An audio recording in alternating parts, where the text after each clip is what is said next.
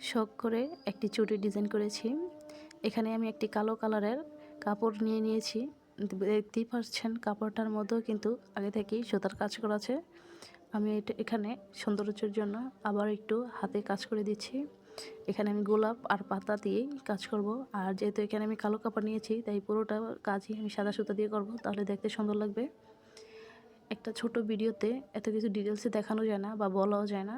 যাদের ভিডিওটা ভালো লেগে থাকে সবাই কমেন্ট করবেন, ডিটেলসে দেখতে চাই। দেখতেই পাচ্ছেন এখানে আমি গোলাপে 3টা গোলাপ করে নিয়েছি, কিভাবে করছি। আর আমি এখানে পাতাও দিয়ে দিব। এখানে আমি আরও 3টা করে 6টা গোলাপ দিব আর কি। আর দুই পাশে 2টা পাতার লাইন হবে। ভিডিওটা ভালো লাগলে অবশ্যই কমেন্টে বলবেন, তাহলে আমি ডিটেলস ভিডিও শেয়ার করব। কেমন হয়েছে জানাবেন।